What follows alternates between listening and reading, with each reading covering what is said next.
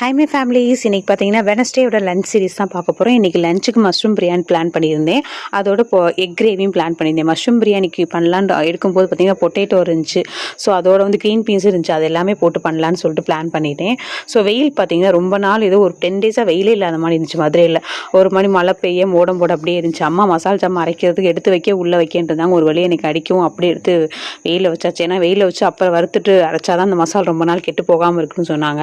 So தம்பி உள்ளே வந்தோடனே ஸ்நாக்ஸ் கேட்டேன். அவனுக்கு எடுத்து கொடுத்துட்டு அப்படியே குக் பண்ண ஸ்டார்ட் பண்ணுறதுக்கு முன்னாடி கொஞ்சம் பசி வந்துருச்சு. ஏன்னா பிரேக்ஃபாஸ்ட் இன்றைக்கி எடுக்கல. அதனால் ஒரு ஆப்பிள் ஜூஸை போட்டு குடிச்சிட்டு தெம்பாக ஸ்டார்ட் பண்ணுவோன்னு சொல்லிட்டு அப்படியே குடிச்சிட்டேன். எனக்கு ஆப்பிள் ஜூஸ் ஆனால் சுத்தமாக பிடிக்காது. பட் என்ன பண்ணால் ஆப்பிள் கொஞ்சம் எடுத்துக்கிட்டால் நல்லது நம்ம உடம்புக்கு. அதனால் அந்த ஆப்பிள் இந்த ஃபில்ட்ரு அந்த ஸ்டெயின் பண்ணி தான் குடிப்பேன். அந்த அப்படியே குடிக்க சொல்லுவாங்க. பட் ஆனால் எனக்கு ஸ்டெயின் பண்ணி குடிக்க தான் பிடிக்கும். அப்புறம் பார்த்திங்கன்னா மஷ்ரூம் பிரியாணிக்கு எல்லாத்தையும் கட் பண்ணி முடிச்சிட்டேன். பட் ஆனால் எனக்கு இந்த ஒன் பாட் ரைஸ்லாம் ரொம்ப பிடிக்குங்க. சின்ன வயசுலேருந்து இப்போ வரைக்கும் அந்த ஒன் பாட் ரைஸ் என்னன்னு தெரில. அது அந்த குழம்பு சோறோட இது சாப்பிடும்போது ஏதோ ஒரு நிறைய சாப்பிட்ற மாதிரி எனக்கு ஃபீல் இருக்கும். என்ன மாதிரி எத்தனை பேத்துக்கு இது தெரியுமான்னு தெரில. அந்த சோறு குழம்பு வெஞ்சனத்தோடு சாப்பிட்றது இந்த one pot rice, variety rice, தக்காளி சோறு, தயிர் சோறு, புளியோதரை, பட் என்ன வெரைட்டி ரைஸாக இருந்தால் நான் ஒரு நாளைக்கு ஒரு தடவை வச்சுட்டாங்கன்னா 4 தடவை கூட சாப்பிடுவேன்.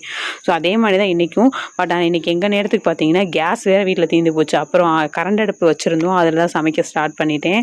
பட் குக்கருமே இண்டக்ஷன் ஸ்டவ் குக்கர்னால இன்றைக்கி என்னோட தப்பிச்சிட்டேன். இல்லைன்னா கண்டிப்பாக எங்கள் அம்மா திட்டுவாங்க. பட் அந்த சிலிண்டர் புக் பண்ணுற விஷயத்தில் நான் ரொம்ப டிலே பண்ணுவேன். புக் பண்ணுறேன் சொல்லிட்டு கடைசி வரைக்கும் புக் பண்ணாமே விட்டுருவேன்.